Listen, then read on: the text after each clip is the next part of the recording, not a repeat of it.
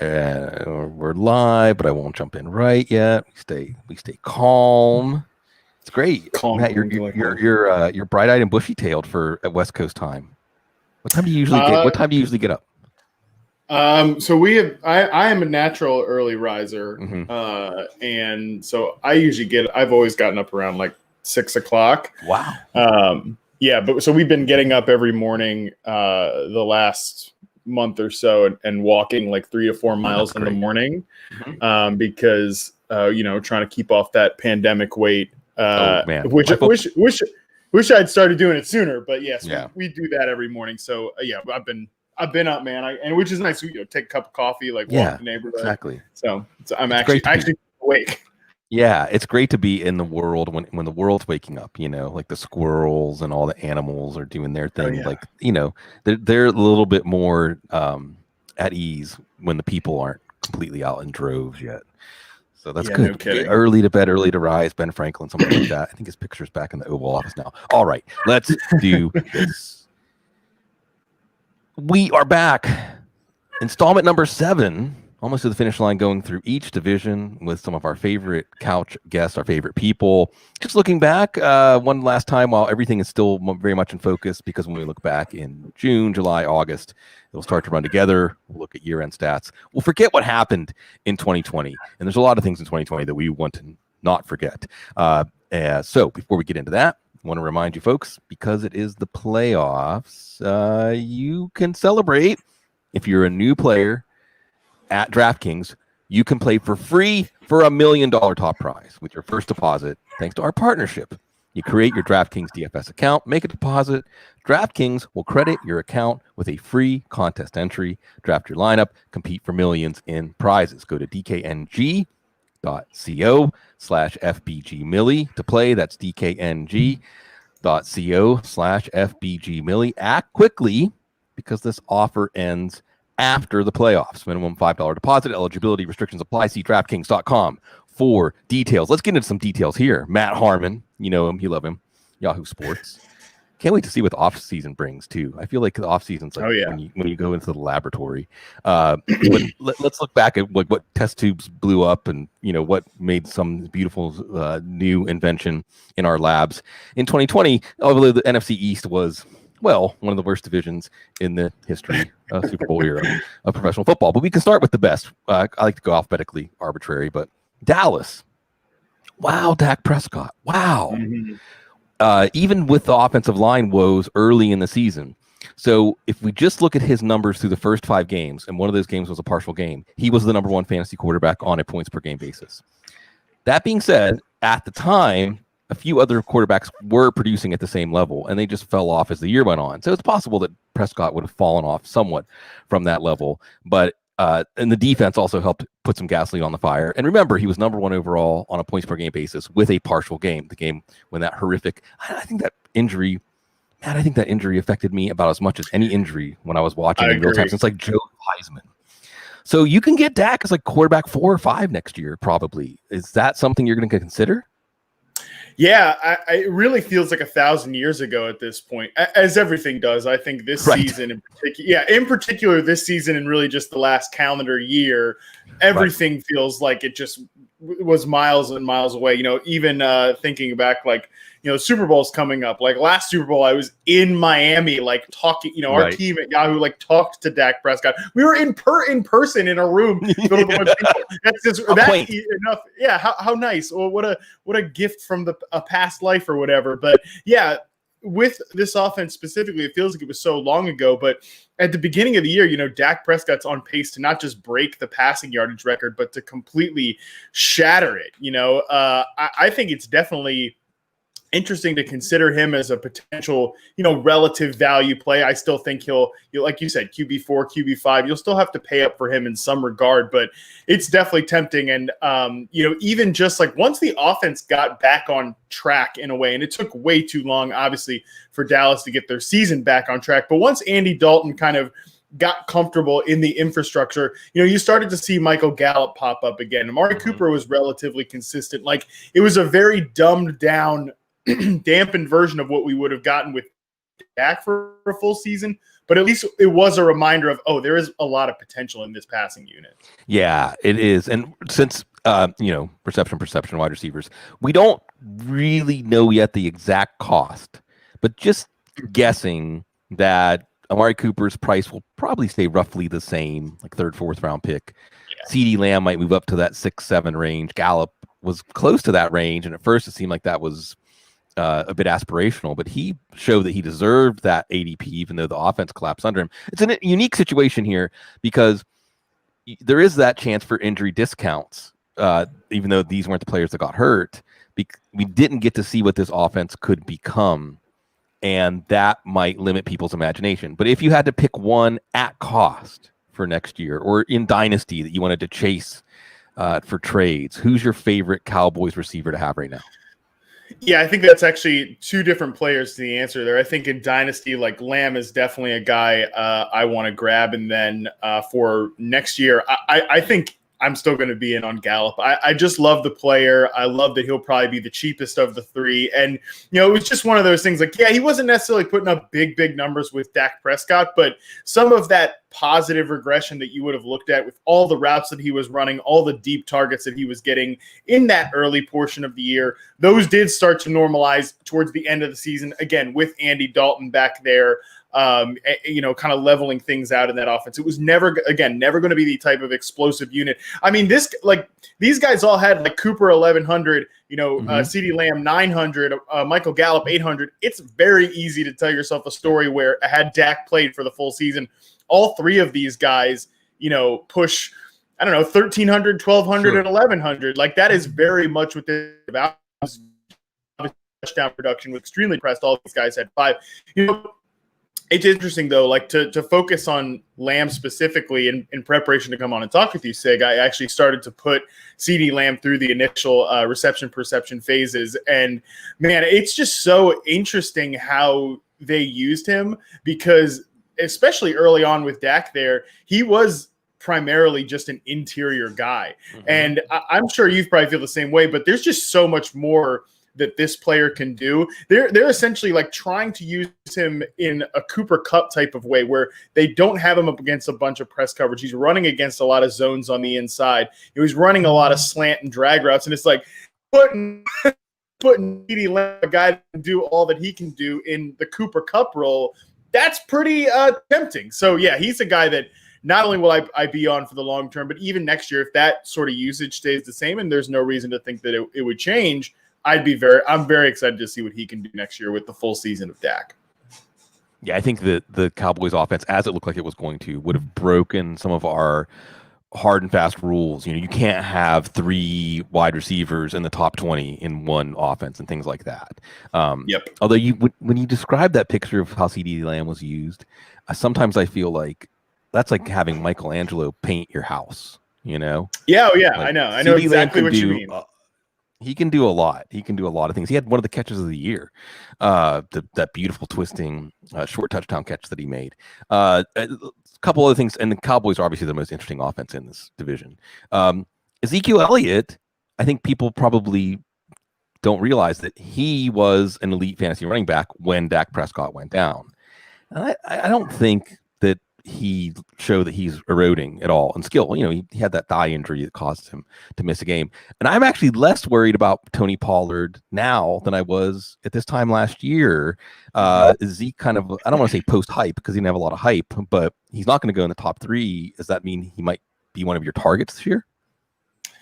Yeah, I don't know.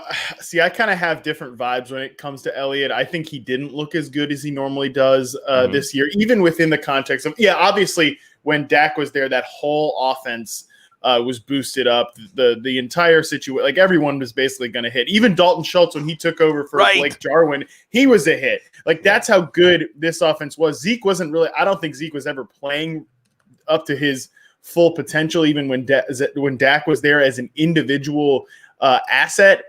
However, still putting up numbers, and that's going to kind of push me next year to maybe let go of my feelings of where I think Zeke is as a player. Like you could tell that you couldn't take someone seriously when they said, "Oh, look, they've just got to default to rushing, like being a run first offense." When Dak went down, because Zeke's not that guy anymore. He's not the type that you can really funnel a whole offense through, and the infrastructure is not the same. The offensive line is not the same, and I don't think it's going to suddenly return to glory next year either. So I think it's going to be very cost dependent, and it's going to push sort of my beliefs about the running back position, which is basically like, are they tethered to a good offense, and are they good, like a good enough player? You can't just be a straight up bad running back.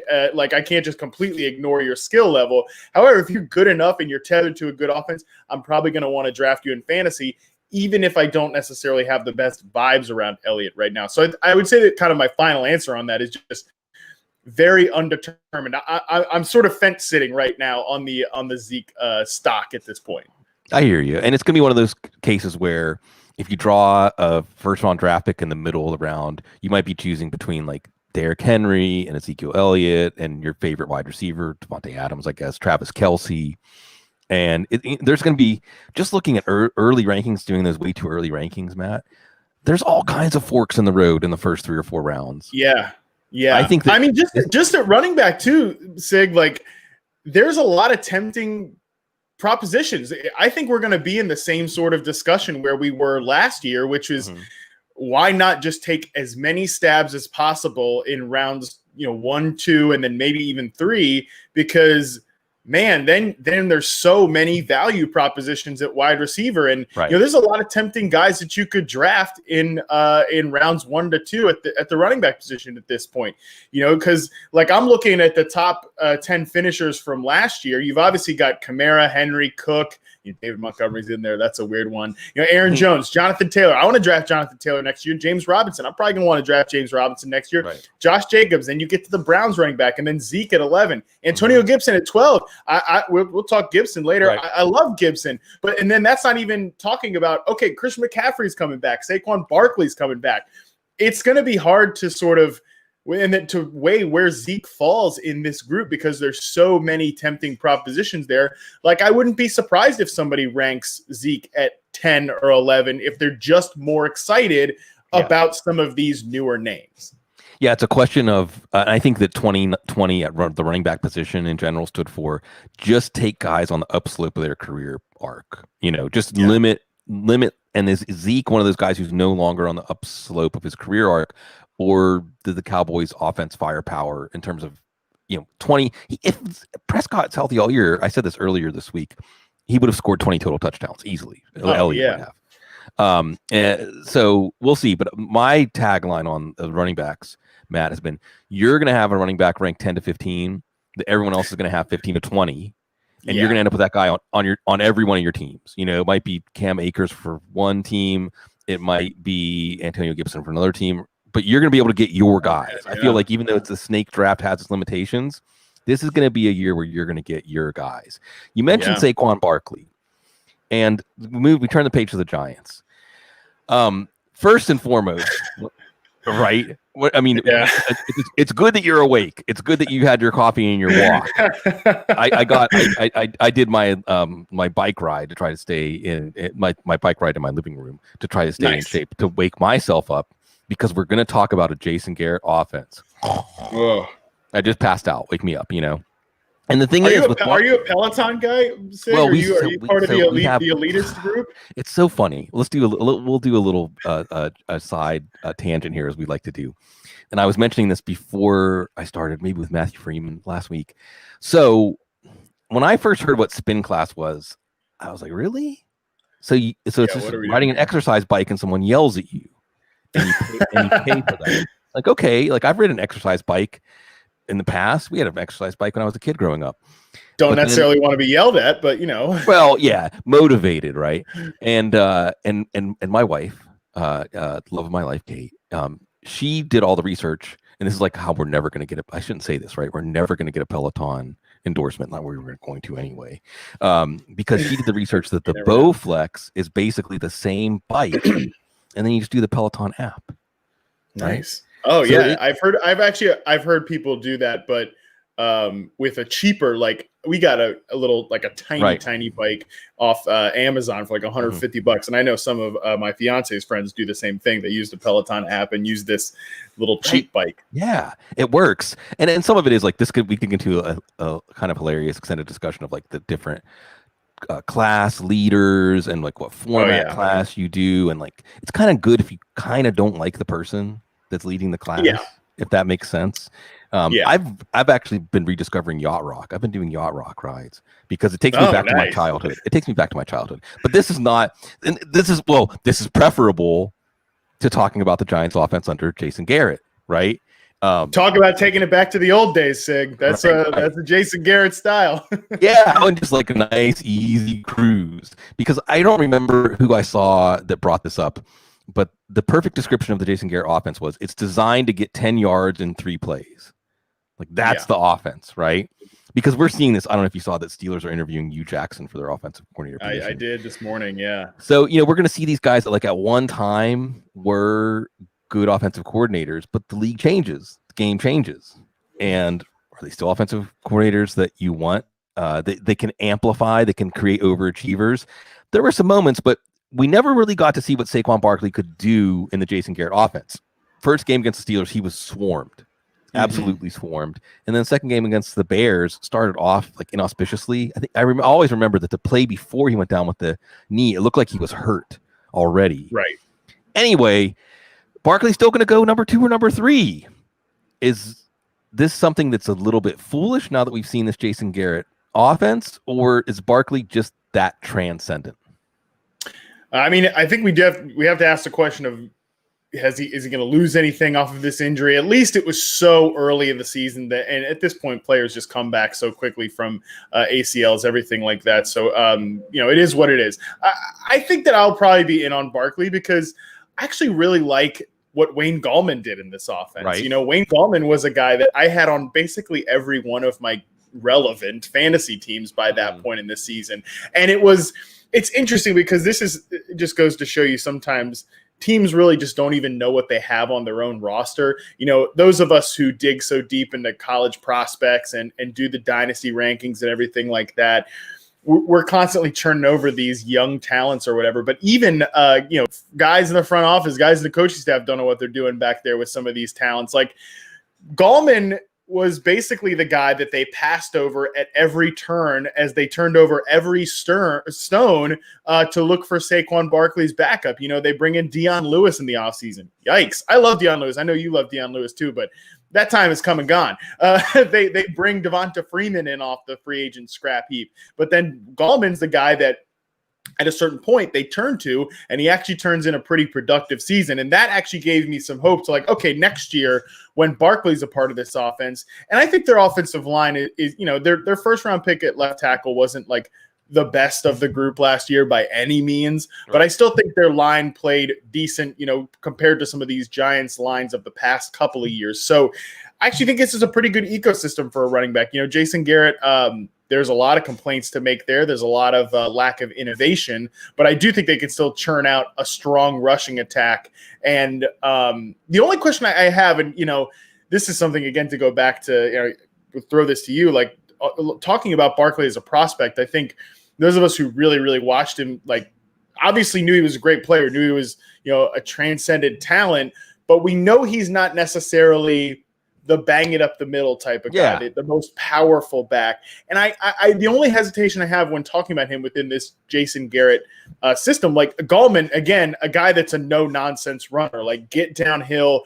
Maybe that I wonder if just maybe Barkley's skill set isn't, maybe you're not going to maximize him to his best possible potential in this particular offense. But I also might be just kind of getting too nervous about something that doesn't matter. I can't really tell. It depends on whether the Giants coaches accurately see his strengths and create play calls, play designs tailored to his strengths. We come back to depending on the Giants coaches. But again, Barkley was transcending the situation before that. If the best pro Barkley argument is that the defense looks good and defense helps the running game. I mean, it just helps with game scripts and things like that. And you're right to bring up Gallman. Gallman's gonna be a free agent. By the way, I always do the little house cleaning for Dallas. Some of the free agents that's coming up: Andy Dalton, Alden Smith, his story was good, coming all the way back. So a couple of guys on offensive line, Joe Looney, who was playing center, Cameron Irving, their swing tackle, who barely played. Anyway, so with Barkley, I think that you're right that Gallman produced like touchdowns in 5 straight games or something like that. Daniel Jones, what is there to talk about Daniel Jones? I mean, you can say, well, he's had new offensive coordinators. It felt like Jason Garrett was just letting him go like slow in the driveway for a lot of the season. And then finally, like, okay, maybe we can take the car out on our street that we live on and just drive to the end of the street and back. But never really embracing him as a runner, even though we saw him make some difference-making plays as a runner. And he's a big guy. I mean, it isn't like he's somebody that you're afraid of getting outside the pocket, of him getting hit. And then occasionally even throwing downfield to Evan Engram. Wow, what a concept. But still, you feel like this is going to be an underachieving offense. I guess the one guy I want to ask you about otherwise as we look at the Giants, and you mentioned the offensive line, Andrew Thomas, and this is what you get whenever you take the safest pick out of the 4, right? You're right, yeah. Jedrick, Wills might have had limitations or this idea of how much the ecosystem in Alabama make him look better than he was. But he was an all-rookie team, first team. Tristan Wirfs, who's well, it's just athleticism, but there's holes in his game. No, starting in the NFC Championship game. Mekhi Becton, he's going to be good as long as the Jets don't ruin him. He's going to be really good. And they take the guy who's, swinging for the double. And maybe they got it, maybe they didn't. They should get Nate Solder back. That's kind of big. Although I think going into the season, there was talk that he might not even be a starter because the signing hadn't really worked out the way the Giants had hoped. I want to ask you about not Sterling Shepard, although Sterling Shepard had some good games because a conservative offense fits his strengths. Darius Slayton, he's really good, man. He's really, really good, right? I feel like he and Darnell Mooney are kind of destined to have the same career path where they're going to continue to grow as players and show they can do more. They're not just speed threats, but also continue to be underutilized and not have a quarterback who can really unlock them. I'm looking at Darius Slayton as one of my top buy lows. Do you think when you delve in with perception that it'll show that that's smart or that actually there was a drop off in his play? Yeah, I don't think Slayton dropped off as an individual at all. I think he's the comp I made for him a ton last offseason, and I still think it holds true, is that he's a Marvin Jones type of player. And Marvin Jones is a good player, right? Like, I would never think that you'd want to have Marvin Jones as the number 1 in your offense. And you saw some of those Lions teams when he was stuck kind of as the top outside X receiver while they had Golden Tate as the clear slot. He had those very volatile games. And I think Jones, it's not that his play is necessary. He's not like one of these great outside separators or anything. I think there's a lot that you can do with Jones as a flanker. You move him around a little bit. You see that more when he and Kenny Golladay are out there on the same page, because Golladay is that number 1 outside X receiver to me. I think it's unfortunate what happened with him last year, but I think in his 3rd season, he kind of took that leap to become a true number 1. And then that really helps Jones be maximized as a guy that's a more traditional, really strong number 2. And I sort of feel like Slayton is the same way. I think that Shepard's a really underrated player to me. I still think he's very good. He just is not a good fit at all with a Daniel Jones type of quarterback, like the sporadic big play type of guy. Like, Jones is just never on script. There's just way too many turnovers. I don't know how you can really roll into 2021 feeling like you have your solution with Daniel Jones. I don't know that they're going to go out and replace him or anything, but you just, I don't know that if you're the Giants and like you give them truth serum, how can they really, given what we've seen so far, just the production of it all, can you really feel like you have your guy? I think you have a guy that's interesting and it's, can be really fun to watch, but can also be incredibly maddening. It's like he's sort of like Ryan Fitzpatrick, but without the endearing, like really high-end moments, basically. So I to come back to the Slayton thing, I see, like I said, see him as a Marvin Jones type player, a guy who's kind of pigeonholed into that number 1 receiver role, although he probably shouldn't be. I think he probably should be more of a nice number 2 that can win in a contested game and can win deep. And I think that's what Marvin Jones always did really well in those Detroit Lion years. We'll see what happens with Jones this offseason. He's a free agent too. Yeah. That whole Lions receiver room is basically a free agent. That's a tough scene there. But like, he was a guy who could win deep and win in contested spaces. And, that always made him like a fantasy value every year. And I think Slayton might be on that same sort of path. As Andrew Frost in the chat room pointed out, he was open and none of the quarterbacks could find him, hit him in stride downfield. You brought up a lot of good stuff there. Do you like Quintez Cephas in Detroit? No, but I think with Daniel Jones, the crux here is Daniel Jones the answer. And, I almost like to think of it, Matt, in terms of the Titans quarterbacks. Like, is he Marcus Mariota, where you can keep him in like a narrow lane and he can't, sometimes he might not hurt the team and his gifts can help the team? Or is he Ryan Tannehill, where he can grow in those narrow play structures?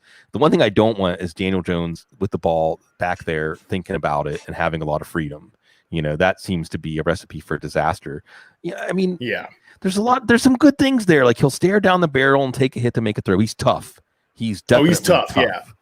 He's almost to a fault sometimes. Toughness. I think that's part of where the fumbling comes in. Like, I mean, you can just book it. That late game, like back-breaking turnover, that is gonna happen with Daniel Jones because he's a fighter. And I think some of these guys, like, they end up becoming that way.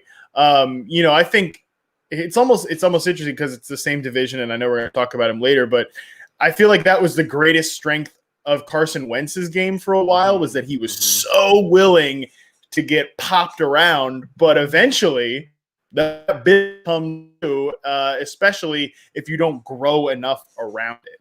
And I wonder if Jones is on the track to grow more into his game beyond the toughness. Because, again, while the toughness is endearing, it can also be a double-edged sword. Yeah, he needs to be groomed well, like what Brian Dable did with Josh Allen, or even what Pep Hamilton did with Justin Herbert in his first year. Just put him in a good mental space and set him up so that things kind of come naturally to him, and then his confidence builds.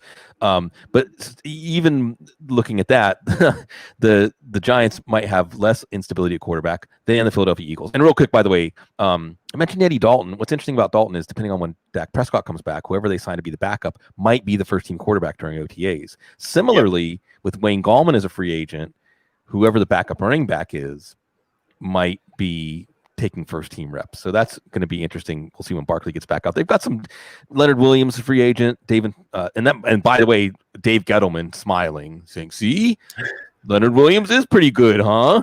Yeah, right. And Dalvin Tomlinson, a big space eater inside. So we'll see what happens there. And we turn the page to the Eagles. Oh, well, really, like, what franchise lost more profile this year than the Eagles? I mean, they were a consensus Super Bowl pick like 365 days ago, or 2 years ago. Like, basically everybody expected them to be a long-term contender. Yeah, and then if your phone rings while we're doing the show, Matt, maybe they're calling you for an interview to be the head coach. Like, they're. Yeah, I don't know if I'm picking it up. I'm pretty. Yeah, exactly. I had a dream that I might have that opportunity once. Is this really the right spot, though? I don't know.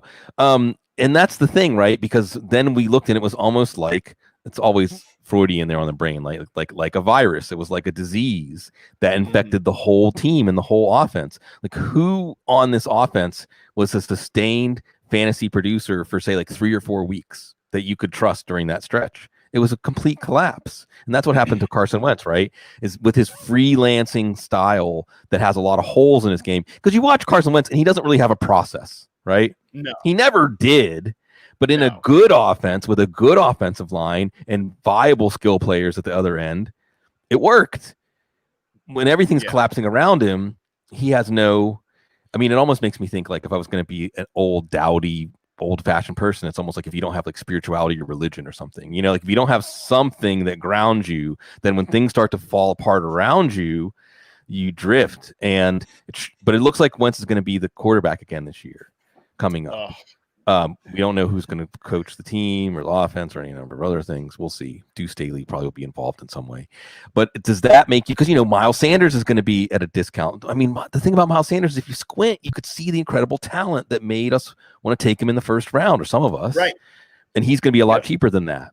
Jalen Reagor never really got things going. I don't know if Zach Ertz is going to be with the team next year. Dallas Goedert's going to look like maybe he can join the Waller Andrews tier, But do we want to venture back into this offense knowing that the organization is I think this is a less attractive job than the Texans right now. Well, What? I don't know. Yeah, I don't know about that, because the Texans, there's smoke coming out of the building when it smoke coming out of the building when you look at the Eagles, like, oh, that house might be on fire. The Texans are fully engulfed. You can see halfway down the block, like something's going on down there. Right.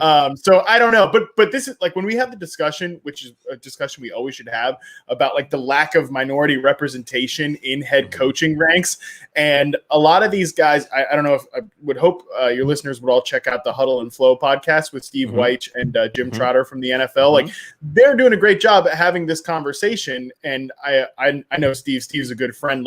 I really respect his opinion. One of the things they always say is a lot of the times, because these minority coaches will get pushed to the end of the cycle, then they're staring at oh, do I just take whatever job is left? Does an Eric Bieniemy or a Leslie Frazier, some of those guys, do they want to take the Houston job? Do they want to take the Eagles job? And there's a temptation, because we all say, well, there's only 32 of these jobs. Everybody's going to want one. But can you imagine a worse pitch to a head coach? Take the Texans out of it because of all the bad culture stuff that's going on there. So just take that out for a second. The Eagles are basically telling you, okay, we're going to keep this general manager who's somehow lasted through multiple power struggles. The owner, by the way, is we like Jeffrey Lurie, but he's a sneaky meddler, he's always involved. The fingerprints are always there. You got kind of a meddling owner. You're in a bad salary cap position. Take the Saints out of it. And again, there was another house on fire. Take the Saints out of it, and you're in the worst salary cap position in the NFL. And oh, by the way, you have to work with our quarterback who's completely falling apart. And like you said, there's nothing else really to hang your hat on here. This looks like a full tear it down and start over job, but it doesn't seem that ownership and the front office is going to approach it that way. And I appreciate, the just complete lack of faith from Eagles fans, even in Howie Roseman right now. And I like the way that Howie Roseman built the Super Bowl team, but basically everything since then has been a mess. And I do appreciate every time I tweet out about, oh, this is such a great year if you're looking for wide receivers, free agents. The draft class looks pretty good. And every time I tweet about that, I've got Eagles fans saying yep, can't wait to see how Howie Roseman screws it up this year. So if you're a head coaching candidate, this is a really, really tough sell. It is. And therefore it's a tough sell to be interested in players from this offense. Ben Jamin brought up, this will be a good one for reception perception. Travis Fulgham. For 3 weeks, he was, ODU's finest, one of my Virginia guys. Yeah, I know. Between Taylor Heineke, who we will also talk about, there you go, and Fulgham. It's interesting though, getting off on a tangent, that it's a good tangent. Again, I want to recommend to folks to read the Greg Bishop and Jenny Vrentas article about Jack Easterby, which came out in December. Yes. So that was when the smoke was just coming out of the windows there, and it wasn't fully inflamed, waiting for the fire department to come and put it out. And then with this Howie Roseman thing, you have people like Michael Lombardi, for instance, speaking out about this, and it just makes sense. And I harken back to our mutual friend Matt Waldman talking about think of the bad workplaces you've been in with bad work cultures and bad managerial styles that exists in the NFL too. And you already know about this. And in the case of Howie Roseman, it's that he has Lurie's ear, so that whatever goes wrong, it's not his fault. It's somebody's fault other than him.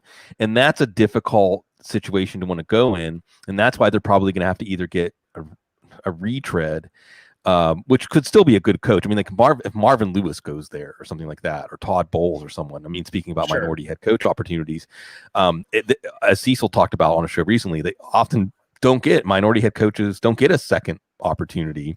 Right. Or someone like Deuce Staley or somebody that may feel like, hey, this might be the one chance that I get to be a head coach and see how it goes. And obviously Staley would have a lot of continuity with the organization and the players and things like that. But I mean, hey, they're talking to Josh McDaniels, a coaching job that nobody wants and a candidate nobody wants. Exactly. Like it's a perfect marriage right there. Right. I love too that Waldman brings up the point about like just compare it to your own toxic workplace, because it drives me crazy that people. This is how you can tell I'm getting older, Sig, is because I'll be 30 this year. You just hear talking about the things drive me crazy when people talk about this, but it does drive me nuts when people on football Twitter or even big time analysts like completely disregard the whole aspect of culture. And it's like, have you ever worked in an office place? Have you ever had a job in your life? What toxic culture looks like if you've been in one, and then it totally exists and matters a lot in a football team, because no one wants to work in a bad environment. And someone will take this job, but I can't imagine they're going to take it with much enthusiasm. And almost no matter who it is, I don't really know that it's going to move the needle much on some of these players, because it does come back to the Wentz problem. And like I was sort of like tepidly in on Miles Sanders this year.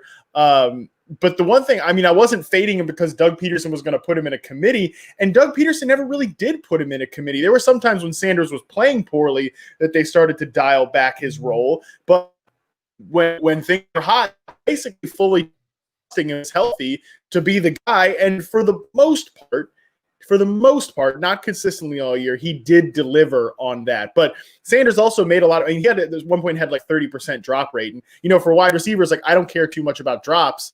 But when you're a running back, you probably can't drop like, a third of the passes that are thrown your way. Yeah, no, that was a problem and some inconsistency.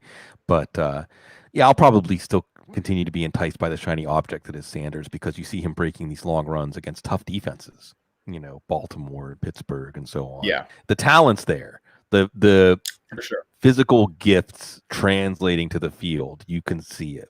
And Eagles don't have many significant, I don't want to say they don't have significant holes on the roster, because they do, but none that are going to be caused by free agency. They can keep this band together, which again might be why going back to Deuce Staley might be something. And for Eagles fans out there, the most neurotic fans in the world, this is a great moment to be like, see, this is why even when we won the Super Bowl, I never really rested easy, because, well, this is where this franchise is at. And look, more unlikely turnarounds have happened, and certainly there are pieces there. And we get to the football team, the Washington football team. And hey, they won the division. They certainly played with pride and competitiveness against Tampa. As I said last week, Taylor Heineke gave his team a better chance to win against Tampa than Drew Brees gave his team. Sorry, Drew. Yeah, not wrong. And Heineke's an interesting guy too, because he always looked good in the preseason, but just hasn't gotten a shot. And certainly the stage wasn't too big for him. There were a lot of plays that he made that took a lot of inner calm or clutch gene or whatever you want to call it. He was, and even when he got into the end of the game in the regular season. So if the choices are like Alex Smith with his leg feeling better, re-signing Taylor Heineke to some sort of modest deal, what are we looking at here with Washington's offense, or none of the above? I have no idea. How do we even project this offense? How do we project the quarterback? Yeah, so Heineke is interesting because not only do I have an affiliation with him because of my complicated relationship with the Carolina Panthers, and he spent some time, obviously, everybody on the Washington football team now has a tie to the DC Panthers at this point. It's weird. That's another discussion. Let's table the Marty Hurney thing for a second. But with Taylor Heineke, I was at his first ever game because my sister graduated from ODU, so that's why I always bring up these ODU guys. I was at his first ever game that he played as a freshman in college, and I watched a lot of Taylor Heineke in college because of that. And he's exactly what you look at now, right? Like, he's a competitive guy that plays well. He can move a little bit. That was a big reason that he got himself on the field early as a freshman, because he offered that mobility to an upstart, very young ODU program. He's definitely a guy that I think has a future. I've always believed has a future as a backup quarterback. There was a chance that he could have gotten in the action early as a Minnesota Viking, as an undrafted free agent, because of the Teddy Bridgewater situation way back when. But Taylor's problem, and you saw it even in that game, he always gets hurt. Always gets hurt because he's small. So that is something to worry about with him. But, he's one of these guys that basically just got himself like a 10-year career by having a nice run with Washington there. Yep. There's connective tissue, like I said, because of Ron Rivera and Scott Turner, that I think they'll bring him back as like a backup type of quarterback. I think Alex Smith, they'll move on from that just because of the salary implications. And the fact that, what made Alex Smith a good, solid starter was his mobility. Obviously, the mobility is compromised. So now you're looking at a 36, 37-year version of Alex Smith without that mobility. And now it's mostly just the absolute like version of dink and dunk that he could possibly be. I think Smith could be a pretty solid backup quarterback at this point. Like, I think he played better than I expected him to play coming off that injury all year, but it's just a matter like because of where he is, not even from the injury situation, but just, where he naturally would be at this point in his career, he should be a backup quarterback. Their team, I would love to see swing like the Matthew Stafford trade. If they're going to trade, if Detroit's going to trade Stafford, I think Washington would be a perfect place for it because it's a veteran team. If you're smart, if you're smart, and I think there are some questions to ask about, Ron, very conservative coach in Ron Rivera. I like Rivera a lot. I think he's great for that culture, but I hate the fact that they're bringing in Marty Hurney. Again, another discussion, but still, I know. It's just so boring. So I don't know that they have it in their DNA to make this type of big trade. At the same time, you should know that when your defense is in a window, you got to strike while the iron is hot because it's not stable year over year. They might have, you're lucky if you're a great defense and you get a 2 to 3 year window. You're certainly not getting 4 or 5 before things start to change. So I would love to see them go out, get a guy like Stafford, bring him into the room because there's at least 3 good young pieces on this offense in Terry McLaurin, Antonio Gibson, and the pride of Lynchburg, Virginia, another Virginia guy, and Logan Thomas. Yeah, and even though Logan Thomas isn't young by like the standard definition, he's still tight end is a position that has longevity, and his body hasn't taken a lot of wear and tear. And that's where I was going with this. So as we wind this up, we've gotten a lot of good talk out of this division, including some good exercise bike talk. Probably the most productive thing we discussed. Sure. Well, let's help people out there because believe me, folks, I am sedentary, and but exercise is the best antidepressant. And I'm 45 now, so if I'm not making myself like break a sweat and get my blood flowing, then I'm not doing a service because all of you want me to live for at least a little while longer, right? Look, Washington. So that's the thing, right? Like Antonio Gibson, you can say, wow, and Antonio Gibson will now forever affect these models that go on just the amount of volume you got in college because he was playing behind Darrell Henderson and other guys there and got like 70 touches scored on like 20 of them in college. And at first you could see he was a guy that didn't have a lot of experience in the running back position, but it got better as the season went on. And as Adrian Peterson gave us the best fantasy intel all year when he said, well, they let me go. They wanted him to be the guy. And we weren't really sure about that at the time. And it ended up panning out, although it ended up panning out because, well, he faced the Cowboys twice, really. I mean, that was it. Right. Otherwise, he looked okay, but he didn't look like the world beater he was against the Cowboys. Then you have Terry McLaurin, who got a little banged up at the end of the year. And Terry McLaurin, dare I say, and I don't want to step into reception perception territory with Mr. Reception Perception, but just in a vacuum, he's as good as like Calvin Ridley. Oh, yeah. I was throwing out the after his rookie season reception perception. Like that's the best rookie season. I don't know. There might be a guy to challenge this year, but we can Justin discuss Jefferson, that. Yeah, right, exactly. But like, basically, those 3, like him, Jefferson, and Odell Beckham are probably going to be the 3 best rookie seasons in reception perception history. I think Terry McLaurin has superstar potential. Yeah. He had just from the production standpoint, he had 1,100 yards, didn't play 16 games in this offense, and right. There are talented pieces in this offense, but they cycled through so many quarterbacks. I love McLaurin. I think he is a screaming buy. He finished the year solid in terms of fantasy standings, but I wouldn't be surprised if he still goes around like wide receiver 20 or something. next season because of just all of these other guys that are going to get more hype. Depends on what Washington does at quarterback. I think they could bring in another free agent receiver. I hope they don't bring in Curtis Samuel just because we've seen the Curtis Samuel experience. Right. But they might because, again, the DC Panthers, it's a thing. But again, to put a bow on it, I love Terry McLaurin. I think he's just as good as a guy like Calvin Ridley, probably could be better.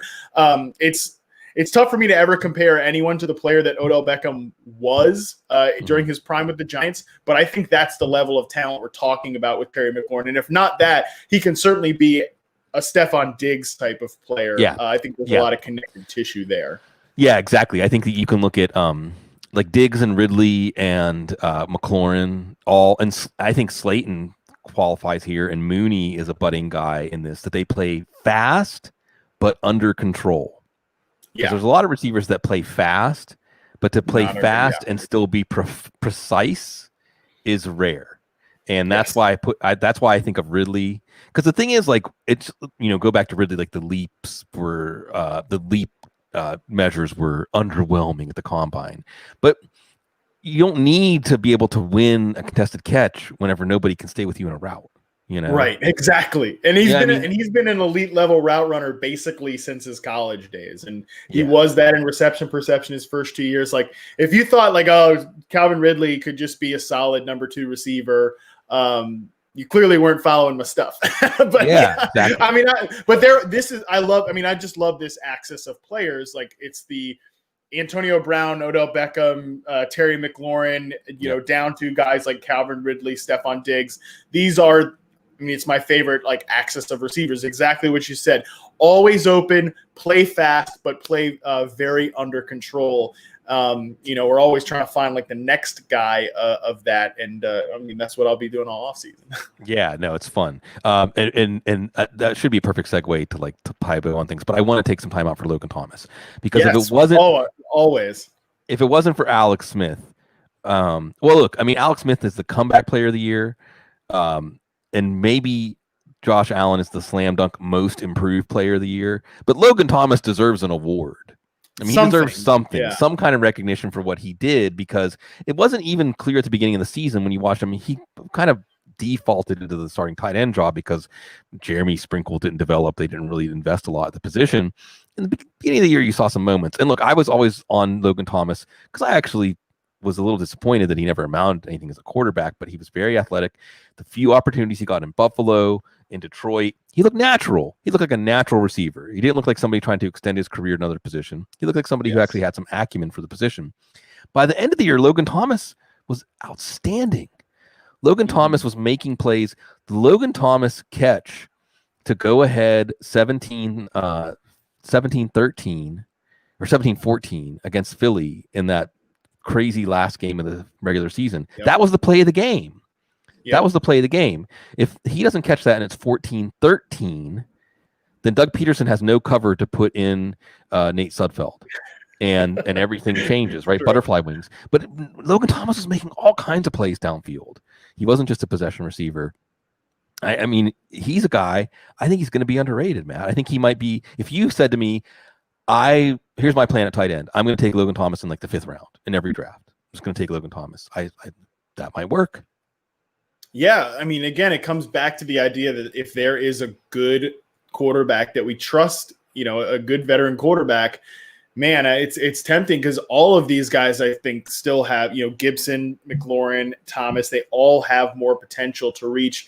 And I'm sure no one cares for me to tell a second family anecdote, but I'm going to do it anyways. Please. My dad and I text about Logan Thomas all the time, because he went to high school up the street from where I went to college in Lynchburg, Virginia, then Lynchburg College, now University of Lynchburg. He went to high school in the same town. He also went to Virginia Tech. My sister graduated from Virginia Tech, my other sister. So my dad has watched Logan Thomas basically forever. We've hardcore been like Logan Thomas stans forever. And I agree with you. I was bummed that he didn't pan out at quarterback, but everybody would tell you that he is like a total grinder, hard worker, nice guy. So just one of those players that even when things flamed out at quarterback, like you said, it wasn't let me just save save my career here and like get a few more bites at the apple in the NFL. Like, no, he's a guy that really put a lot of time into that transition. And it's hard to make that move from quarterback to tight end. I remember talking to Darren Waller about the transition from receiver to tight end, and he was telling me, like, people think that just because you're an athletic receiver and you're big, you can move, and it's this seamless transition to like playing a move tight end role. You're not the traditional inline guy. Waller's like, no way. You have to remake your entire release moves. You have to remake the way you get off the line, the way you play coverages, all that stuff. It's completely different. And so imagine that transition, how difficult the receiver to tight end transition is.